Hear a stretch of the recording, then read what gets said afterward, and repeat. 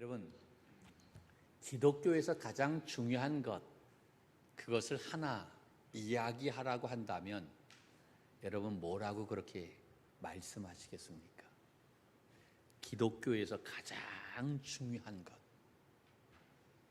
그것이 바로 뭘까요?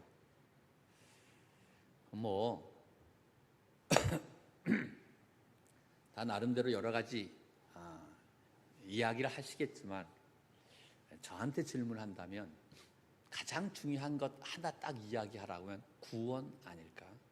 아니, 구원이 아닐까가 아니라 구원이지요. 우리가 신앙생활하는 이유가 바로 뭡니까? 구원받기 위해서잖아요. 내가 만약에 구원받지 못한다라고 한다면 신앙생활에 의미가 있나요? 의미가 없어요. 구원받기 위해서 예수 그리스도를 믿는 것입니다. 구원받기 위해서 이 어려운 가운데서 신앙생활 하는 거예요. 만약에 구원이 없다고 한다면 제일 미련한 사람이 저가 되겠고, 두 번째는 여러분이 될 거예요. 우리는 구원 때문에 우리가 신앙생활 하는 거예요. 믿습니까? 그런데 우리가 구원이라고 한다면 어떻게 생각합니까? 구원을 뭐라고 생각하나요? 우리는 죄에서 건짐받는 것, 그것을 우리는 구원이라고 그렇게 이야기하는데, 구원이라고 하는 것은 죄에서 건짐받는 것입니다. 구원이라고 하는 것은 하나님의 진노에서 벗어나는 거예요. 그런데 이것이 구원의 전부가 아니다라고 하는 사실을 알아야만 됩니다. 이것은 구원의 일부다라고 하는 거지요. 여러분은 그리스도인을 누구라고 생각합니까? 나는 그리스도인입니까? 따라합시다. 나는 그리스도인입니다. 해요. 좋은 말 할 때. 나는 누구라고요? 그리스도인. 그러면 그리스도인이라고 한다면 어떠한 사람을 그리스도인이라고 이야기할까요? 우리가 교회를 다닌다? 그러면 다 그리스도인일까요? 아마 그러지는 않을 거예요.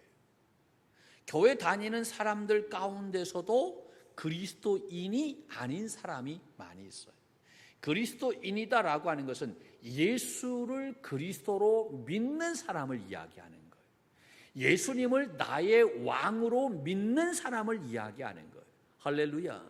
그런데 교회 다니지만 그 예수님이 그리스도가 아닌 그러한 삶을 사는 사람들이 많이 있어요. 예수님이 나의 삶의 왕이 아닌 그러한 삶을 사는 사람도 있다라고 하는 거죠. 교회 다닌다고 해서 다 그리스도인이냐? 그렇지는 않아요.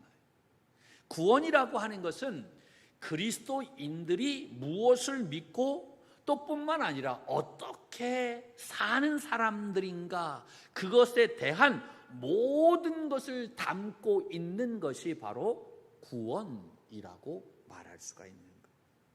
단지 죄에서 건짐받는 것, 그것만을 말하는 것이 아니다라고 하는. 그러므로 우리 믿음의 성도들이 그리스도인이라고 이야기할 때는 그냥 교회만 다니는 것이 아니라 더 중요한 것은 여러분, 우리가 예수 그리스도를 믿고 어떻게 살고 있느냐, 그 사는 삶의 모습이 굉장히 중요하다라고 하는 거죠. 여러분, 지난주에 이 에베소 1장 1절 2절의 말씀을 가지고 이 바울의 인사말을 통해서 우리가 함께 은혜를 나누었는데, 에베소에 있는 성도들이라고 하는 말씀이지요. 에베소라고 하는 것은 문제가 많은 곳입니다. 모든 우상이 다 있는 곳이에요. 여러 가지 많은 그러한 말로 할 수 없는 그러한 곳이 바로 이 에베소, 죄가 많은 곳이에요. 바로 그곳에서 성도로 살아가는 거예요. 떠나고 싶죠. 멀리하고 싶어요. 내가 예수 그리스도를 믿으면 믿을수록 죄와 떨어지고 싶은 마음이 있어요. 그곳에 가까이 가면 역겨운 그러한 마음이 생겨요. 믿기 전에는 그것이 전혀 문제가 되지 않았는데 더 성령의 그 놀라운 은혜 가운데 거하게 되면 여러분, 이 죄가 얼마나 싫어지는지 몰라요. 또 내가 죄를 범했을 때 내 자신이 얼마나 비참한지 몰라요. 그러니까 그 상황, 그곳을 우리는 벗어나고 싶은 마음이 굉장히 많더라. 그러나 벗어나고 싶지만, 떠나고 싶지만, 그곳에서 하나님의 사람답게, 성도답게, 구별된 사람답게 세상 사람들과는 다르게 살아내는 것, 그것이 바로 그리스도인이다라고 말씀드렸던 것입니다. 할렐루야. 떠나는 것은 가장 쉬운 방법이라고 했어요. 근데 그것을 하나님은 말씀하시지 않아요. 그곳에서 성도로 살아내라라고 하는, 그곳에서 하나님의 백성답게 살아내라라고 하는 거예요.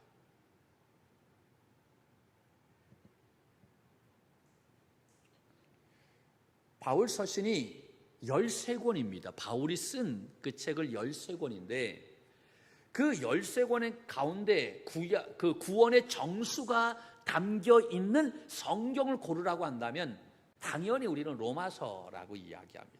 그 다음에 또 하나를 고르라고 하면 에베소라고 이야기합니다. 그러니까 이 로마서와 이 에베소서는 굉장한 그러한 바울 서신에 있어서 아주 중요한 책이다라고 말씀을 드릴 수 있어요. 물론 다른 것도 다 중요하지만 이 로마서와 에베소서는 복음의 정수가 담겨져 있는, 정말 복음의 절정과 같은 엑기스라고 얘기하죠. 그것이 거기에 기록되어 있는 그러한 말씀인 거예요. 그런데 이 로마서와 에베소서가 구원을 이루고 있는 그 구원에 대한 그 접근 방식이 완전히 다르다라고 하는 거예요. 로마서는요, 인간의 죄를 낱낱하게 지적합니다. 그래서 완전히 절망에 빠지게 됩니다.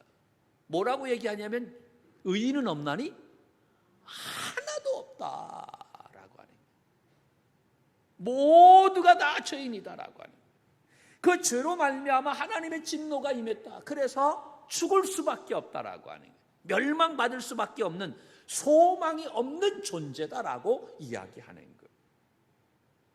그러니까 하나님께서는 그러한 인간을, 이렇게 영원한 소망이 없는 인간을 예수 그리스도를 통해서 구원하시는 놀라운 은혜를 베풀어 주셨는데, 그러니까 이 로마서는 아주 가장 밑바닥에서부터 시작해서 그 구원에 이르게 하시는 하나님의 놀라운 은혜를 우리가 볼 수가 있는. 그런데 에베소서는 달라요. 에베소서는 삼위일체 하나님, 성부 하나님, 성자 하나님, 그 성령 하나님, 그 위대하시고 광대하신 하나님, 그 영광 가운데 거하시는 그 하나님께서 우리 인간을 구원하시는 그 말씀이 이 에베소서에 나와 있다라고 하는 거예요. 그러니까 로마서는 저 밑에서부터 시작해서 구원에 이르는 그러한 과정을 이야기한다면 에베소서는 저 위에서부터 시작해서 구원에 이르는 그 과정을 말하고 있는 거예요. 여러분, 이 말씀을 통해서 우리에게 주시는 교훈이 바로 뭐냐면, 우리가 구원과 복음을 온전히 이해하기 위해서는 어떤 한 성경만을 말해서는 안 된다라고 하는, 로마서도 필요하고 에베소서도 필요하고 또 뿐만 아니라 다른 성경에서도 말하는 것이 굉장히 필요하다. 이것을 같이 보는 그러한 모습이 되어야 이단에 빠지지 않고 오류에 빠지지 않는다라고 하는. 이단들의 문제가 바로 뭡니까? 그 구절만 뽑아내는 거예요. 성경을 전체적으로 보지 않고 그 구절만, 한 구절만, 한 단어만 뽑아서 이야기하고 있는. 그러니까 굉장한 문제가 생기게 되어지는 거예요. 로마서와 에베소서 구원에 이르는 접근 방식이 완전히 다르다라고 하는 거예요. 우리가 그래서 성경이 참 기가 막힌 거예요. 말로 표현할 수 없는 거예요. 저에게 로마서와 에베소서 둘 중에 하나를 고르라고 한다면 저는 그냥 에베소서를 고릅니다. 왜냐하면 짧기 때문에. 할렐루야. 참 단순하지요.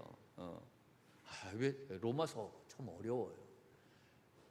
에베소서 더 어려워요. 그런데 정말 굉장히 어려운 게 에베소서인데, 그런데 짧아요. 짧으니까 짧은 그런 장 가운데 거기에 복음의 진수를 담으려고 하니까 얼마나 어렵겠어요. 여러분, 시가 어려워요? 매우 어려워요? 소설 어려워요? 쉬워요? 소설 쉬워요. 그런데 시는 짧지만 이거 무지 어려워. 왜냐하면 이 시를 쓸 때는 생각하고 그래서 쓰기 때문에. 에베소서가 바로 그런 것 같아요. 그러니까 나같이 무식한 사람은 로마서, 에베소서 고르라고 하면 짧은 에베소서를 고르는 거예요. 할렐루야. 그러니까 내가 무식하다라고 하는 것을 이야기하는 거예요.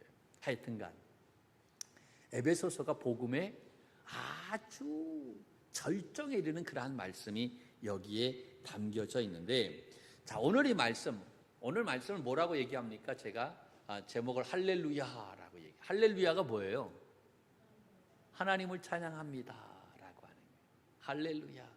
한번 해볼까요? 할렐루야. 우리가 인사할 때 할렐루야라고 하지요. 하나님을 찬양합니다.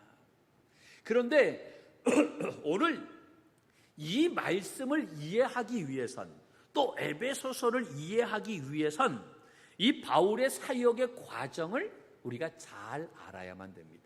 이 바울의 사역의 과정을 이해하지 못하면 오늘 이 말씀을 이해할 수가 없어요. 이 말씀의 위대한 그 의미를 우리가 깨닫지 못한다라고 하는, 좀 어렵지만 여러분 잘 들어야만 됩니다. 연도가 나오니까 좀 머리가 아플 수도 있어요. 그러나 그 연도 몰라도 돼요. 그냥 또 아시는 분들은 아시고. 할렐루야. 예, 그래요. 사도 바울이 약 AD 32년, 몇 년? AD 32년. AD라고 하는 거 아시죠? 그런 게 있어요. 그냥 AD 32년에 산헤드린이라고 하는 공회로부터 그가 권한을 받았는데, 그리스도인들을 잡아서 죽여도 된다, 그들을 잡아서 감옥에 집어넣어도 된다라고 하는 모든 전권을 부여받았어요. 그 전권을 부여받아가지고 그가 제일 먼저 했던 것이 바로 뭐냐면 스데반을 돌로 쳐 죽이는데 앞장섰던 거예요. 이 사도행전에 나오죠. 그리고 나서 그가 다메섹에 있는 그리스도인들이 있다라고 하는 소식을 듣고 그 전권을 가지고 거기로 가는 거예요. 근데 가는 도중에 그가 누구를 만나느냐? 예수님을 만나게 되어져요. 밝은 빛 가운데 그 예수님을 이 사도 바울은 인격적으로 만나게 된다라고 하는. 여러분, 이게 굉장히 중요합니다. 우리가 예수님을 만나는데 그냥 만나는 것이 아니라 인격적으로 그 살아계신 예수님을 만나야만 된다라고 하는 거예요. 그 만남을 통해서 그 사도 바울의 인생이 완전히 변화가 되어져요. 회심하게 됩니다.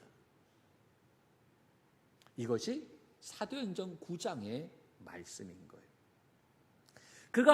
그의 인생이 완전히 변화되어져서 회심하여서 이제 새롭게 되어지는데, 그가 변화되어지고 난 이후에 바로 사역을 한 것이 아니라 14년이 지난 이후 AD 46년경에 안디옥 교회의 파송을 받아서 그가 이제 전도 여행을 떠나게 됩니다. 1차, 2차, 3차 전도 여행을 떠나요. 우리가 이것을 통해서 또 깨닫는 그 교훈은 바로 뭐냐면, 우리가 하나님의 부르심을 받았으면 우리는 바로 사역에 들어가야만 되는 것 아닌가라고 생각이 드는데, 그렇지가 않다라고 하는 거예요. 사도 바울은 몇 년의 기간이 있었어요? 14년의 기간이 있었다라고 하는 거예요. 예수님을 인격적으로 만나고 난 다음에 14년이 지난 이후에 안디옥 교회의 파송을 받아서 그가 전도 여행을 떠났다. 여러분, 우리가 하나님의 일을 할 때에는 이 준비가 필요하다라고 하는 거예요. 바울은 14년의 준비 기간이 있었던 것입니다. 이 준비 없이 우리가 사역을 한다라고 하는 것은 굉장한 위험이 있다라고 하는 것을 이 사도 바울을 통해서 또 깨닫게 되는 거예요. 그가 안디옥 교회의 파송을 받아서 전도 여행을 가는데 1차, 그리고 2차, 3차 전도 여행을 갑니다. 그 3차의 전도 여행을 가는데 그 기간이 몇 년이냐면 10년의 기간입니다. 학자마다 좀 다른 그러한 이야기가 있지만 10년이다 11년이다 뭐 그거 중요한 것 같지가 않아요. 그냥 10년이라고 봅니다. 그러니까 그 3차 전도 여행을 하는데 그 거의 57년경에 이제 모든 그 전도 여행을 마치고 예루살렘으로 돌아오게 되는 거예요.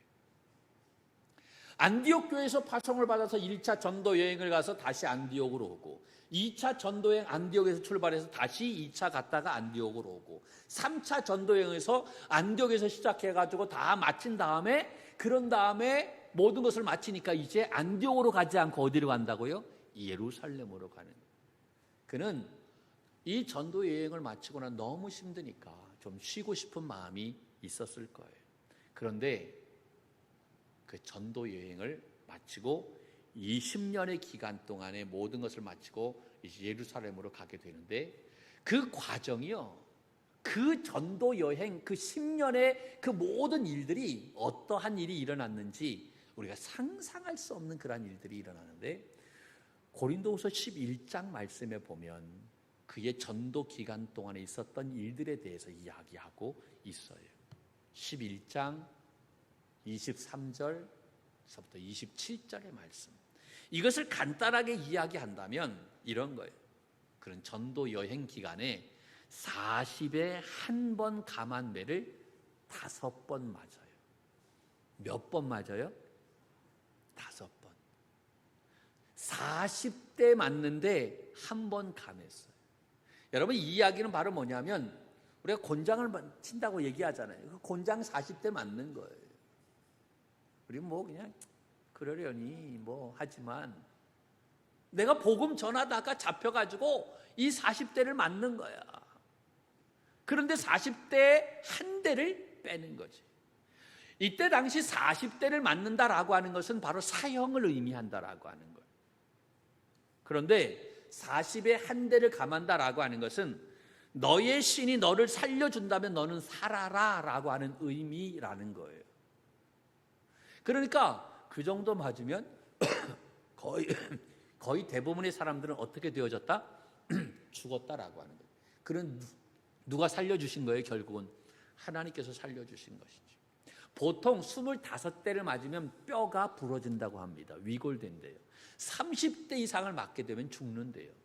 거의 뭐 90% 이상.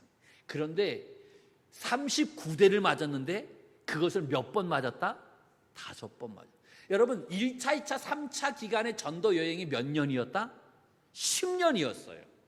저는 예전에 그것을 잘 생각하지 않았는데 이걸 보니까 너무 끔찍한 거예요. 그 10년의 기간 동안에 이 40에 한 번 감한 매를 5번 맞았다. 그러니까 2년마다 한 번씩 맞은 꼴이 되는 거예요. 김희정 집사님한테 제 질문할게요. 그 간호사님이니까 40대 39대를 맞았어. 그럼 뼈가 으스러지겠지. 위골되겠지. 그러면 그 뼈가 이 허벅지 뼈가 이 부러지게 되면 몇 년 동안 치료받아야 나요? 네? 지금이야 뭐 기계가 좋고 뭐 의학 기술이 너무 좋은데 이때 당시는 뭐 병원이 제대로 있겠어요? 없겠지. 아마 1년 이상은 뭐 제대로 쓰지 못했을 것 같아요. 이때 당시에 전도는 뭐 운송수단이 제대로 있었겠어요? 다 걸어서 다녀야 돼요. 질이 좋았겠어요? 길도 좋지 않아요. 그냥 질질 끌면서 그러면서 어떻게 다니는 거예요? 전도 여행을 가요. 근데 하나님께서 저는 치료해 주셨다라고 보는 거예요. 할렐루야. 그런데 안 아팠겠어요? 근데 이렇게 이 40에 한 번 감한 매만 맞았느냐? 그렇지 않아요. 태장을 또한 3번 맞아요. 간식으로. 그리고 돌에 한 번 맞아요. 이것도 간식인가? 돌에 한 번 맞았는데 이때는 완전히 죽었어요. 그래서 내다 버렸어요. 이제 죽었다라고 해서 내다 버렸는데 다시 일어나서 툭툭 털고 또 전도 가는 거예요. 그리고 배를 탔는데 3번 파선을 당해요. 이게 감이 없어서 우리는 배가 3번 파선을 당해가지고 깊은 그러한 뭐 죽었는지 살았는지 모를 정도로 그렇게 일주야를 깊게 살았다라고 하는 거죠. 여러분 그 트라우마가 얼마나 대단합니까? 말로 다 할 수가 없겠지. 제가 교육자 수영에 갔다가 올라오는데, 비행기 타고 올라오는데 제주도에서 엄청나게 비가 내렸어요. 근데 이 김포공항에 내리게 되자 이렇게 구름 위로 내려가는 게 구름 밑으로 내려, 번개가 뻥 하더니 비행기에 맞은 거예요. 제가 창문 옆에 있었어요.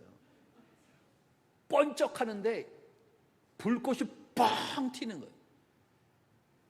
야, 이거 엔진에 불이 붙었구나. 저거 봤으니까.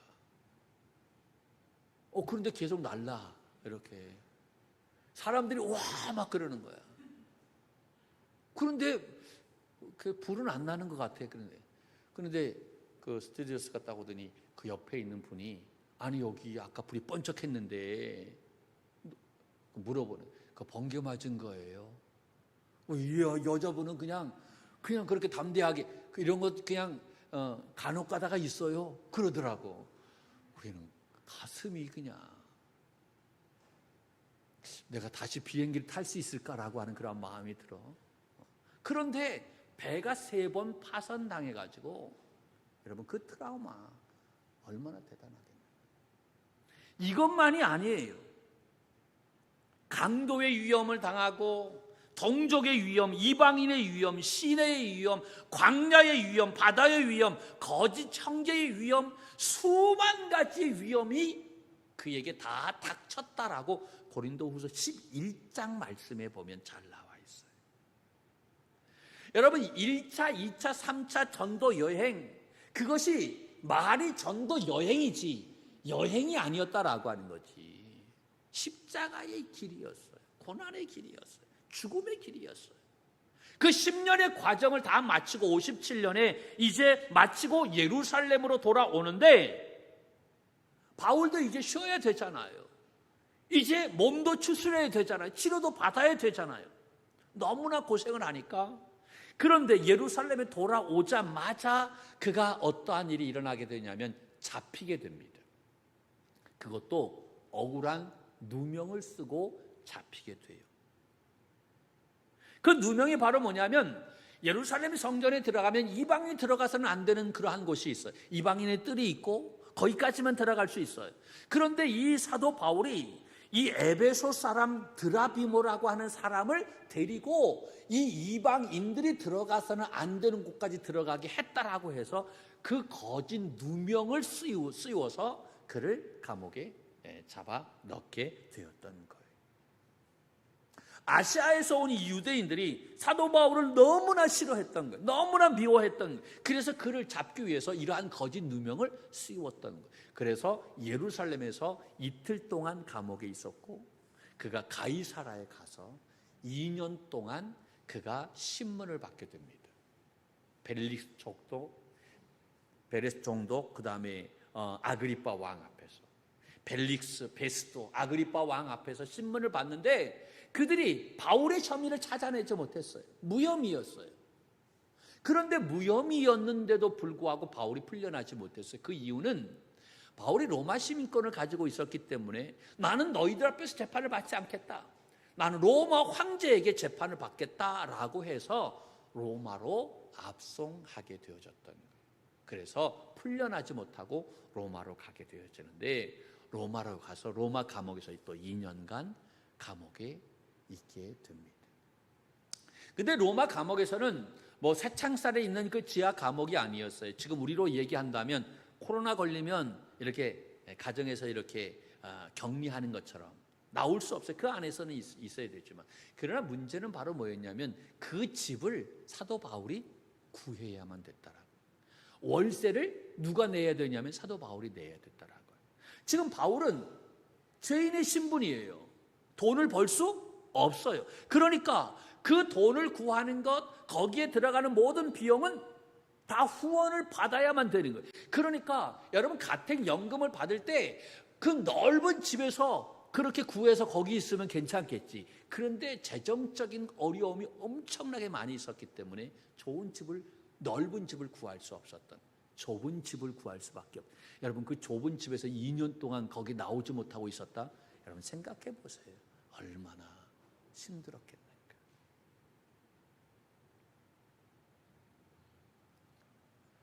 그 재정적인 압박은 말로 표현할 수 없는 거예요.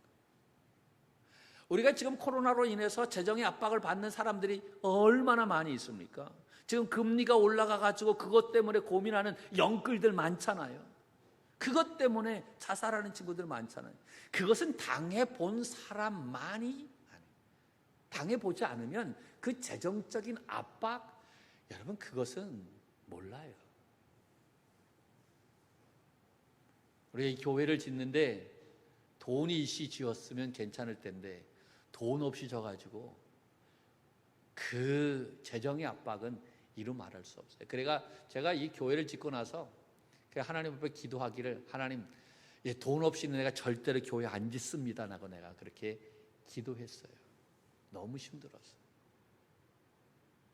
우리 조장님 저 계시지만 장로님 3군 근무하잖아요. 그때 당시는 현대제철에서.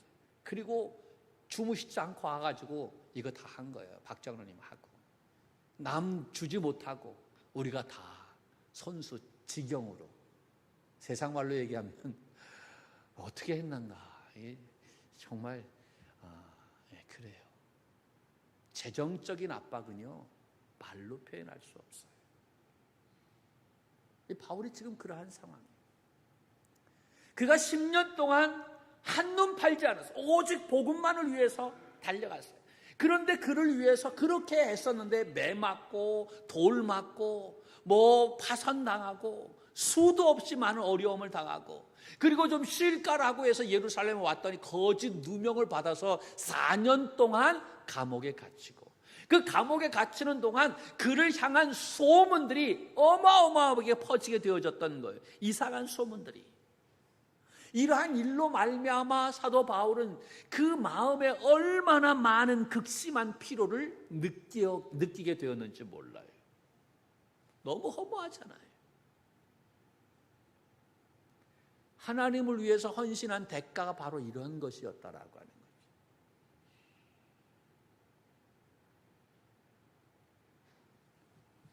그런데 그렇게 로마 감옥에 그렇게 억울하게 잡혀 있을 때 또 하나의 소식이 들려옵니다. 그것이 바로 뭐냐면 사도 바울이 가장 심려를 기울였던 그러한 곳이 어디냐면 에베소였어요. 3차 전도 여행 때 그 에베소에서 그는 2년 3개월 동안 가장 복음을 전하는데 체계적으로 복음을 전했던 곳이 바로 에베소였어요. 다른 데서는 이렇게 오랫동안 있지 않았어요. 데살로니가에서는 3주 만에 있었고, 좀 더 오래 있었던 것이 고린도인데 고린도는 1년 6개월 동안 있었어요. 그런데 다른 곳에서는 아주 짧게 있었어요. 가장 오래 있었던 곳이 바로 이 에베소라고 하는 거예요. 거기에서는 정말 온 마음을 다해서 이 성도들을 복음으로 아주 체계 있게 가르쳤던, 그런데 그 교회에 대한 소식을 듣게 되는데 어떠한 소식이냐면 그 교회가 유대인 그리스도인들과 이방인 그리스도인들 가운데 갈등이 생겨서 그 교회가 둘로 나누어지게 되었다라고 하는 이야기예요. 그 소식을 감옥에서 들었을 때 가서 볼 수도 없고 만날 수도 없고, 여러분 바울의 심정이 어떠했겠는가라고 하는 거죠. 여전히 그 교회가 음란의 죄 가운데 빠져 있다는 거예요. 여전히 그 교회가 거짓 교사들에게 휘둘리고 있다라고 하는 거예요. 내가 2년 3개월 동안 그렇게 심려를 기울여서 복음을 위해 다른 교회보다도 체계 있게 복음을 전했는데 다른 교회는 몰라도 에베소 교회는 그래서는 안 되는 것 아닌가요? 그런데 그 교회가 이렇게 교회가 나누어질 위기에 있다라고 하는 거예요. 그 이야기를 그 감옥에서 들었을 때 이 바울의 심정이 어떻겠는가라고.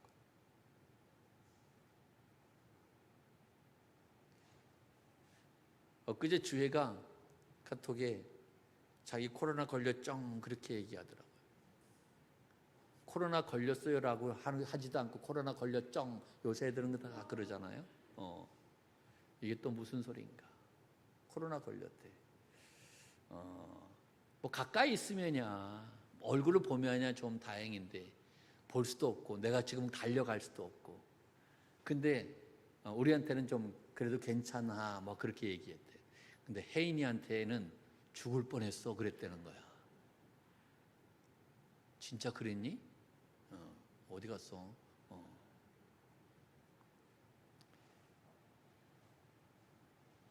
갈 수 없는 상황이기 때문에 더 마음이 안타까워. 사도 바울이 지금 감옥에 있는 상태입니다. 그 상태에서 에베소 교회가 그러한 문제가 일어났다라고 하니까 더 안타까운 거예요. 가장 심혈을 기울였던 교회였기 때문에 그 교회에서 이러한 문제가 일어났다라고 하는 것에 이 바울은 더 큰 충격을 받을 수밖에 없는 거예요. 여러분, 이러한 상황 가운데서 에베소서를 기록했다라고 하는 거예요. 이것을 우리가 알아야만 에베소서의 이 말씀이 얼마나 대단한가라고 하는 것을 알 수가 있는 거예요.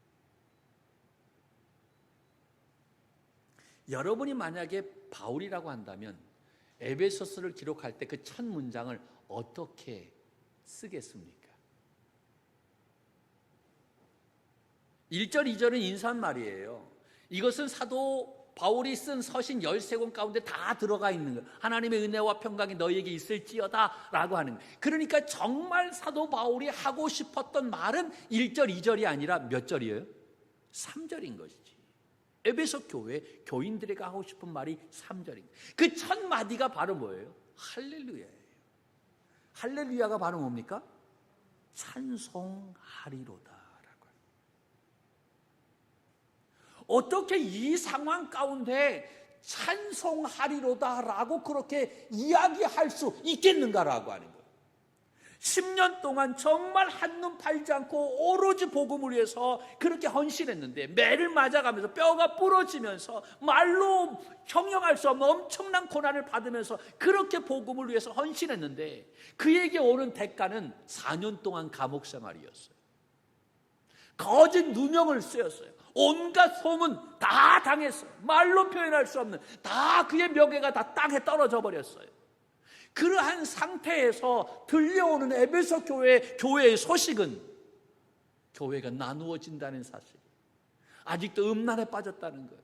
아직도 거짓 교사들에 의해서 휘둘리고 있다라고 하는 거예요. 한눈 팔지 않고 그렇게 달려왔는데 그에게 오는 대가는 이러한 모습이었던 거예요. 재정적인 압박, 그의 사면을 보면 뭐 하나 제대로 된 것 하나도 없어. 모든 사역이 다 실패일 수밖에 없다라고 하는, 실패잖아요. 교회가 무너지는 거예요. 지금까지 애썼던 모든 것들이 다 허사인 거예요. 그러한 실패 가운데 있었던 상황인데 그는 그 상황 속에서 그가 한 첫 마디가 바로 뭐냐? 찬송하리로다. 말이 되네요. 말이. 저는 이 말씀 준비하면서 내가 어떻게 이 말씀을 내가 전하지?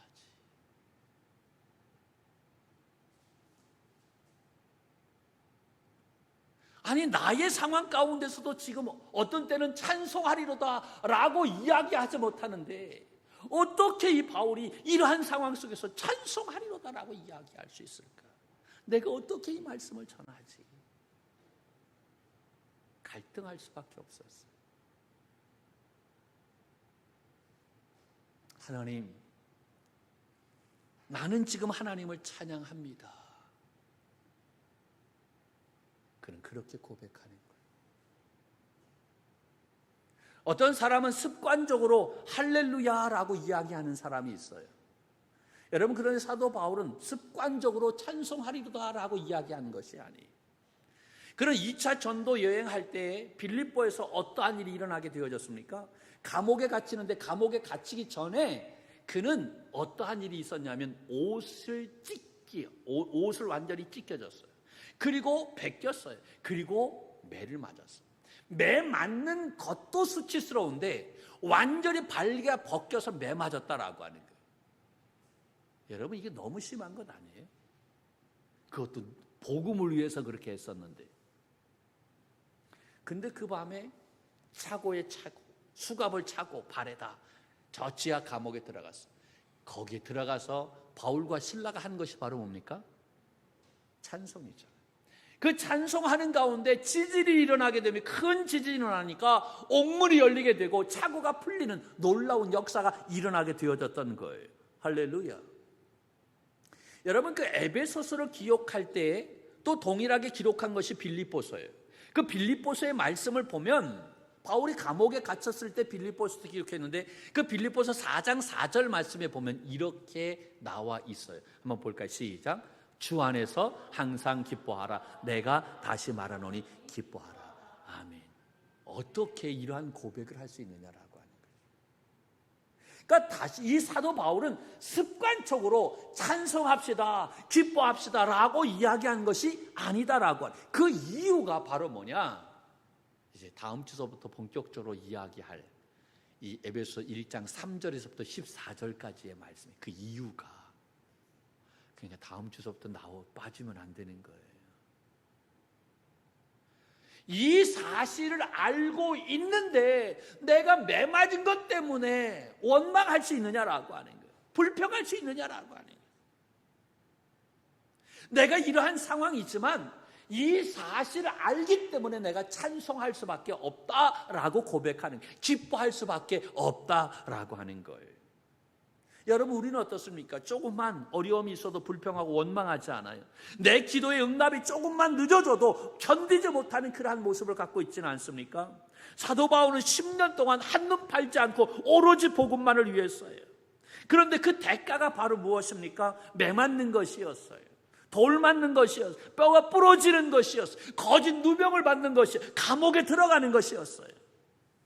거기에 가장 자기가 심혈을 기울였던 에베소 교회가 분열된다라고 하는 그러한 안타까운 소식이었어요. 가볼 수 없는 상황, 그러한 상황 가운데서 그가 에베소 교회 교인들에게 권면하고 있는 말이 바로 뭐냐? 찬송하리로다 라고 하는 고백인 거예요. 어떻게 이러한 고백을 할 수 있겠어요? 어떻게 이러한 상황 속에서 찬송하라라고 말할 수 있겠느냐라고 하는 거지. 그가 하나님에 대한 절대적인 신앙을 가지고 있었기 때문에, 하나님이 그의 삶의 우선순위였기 때문에 이 고백을 할 수 있었던 것입니다. 자기 자신의 매맞음이 중요하지 않았어요. 자기 자신의 수치가 중요하지 않았어요. 자신의 죽음도 중요하지 않았다라고 하는 사실이지요. 하나님이 그의 삶의 우선순위였기 때문에 이러한 고백을 할 수 있었던 것입니다. 이 절대적인 신앙, 우리가 좀 본받을 수 있기를 축복합니다.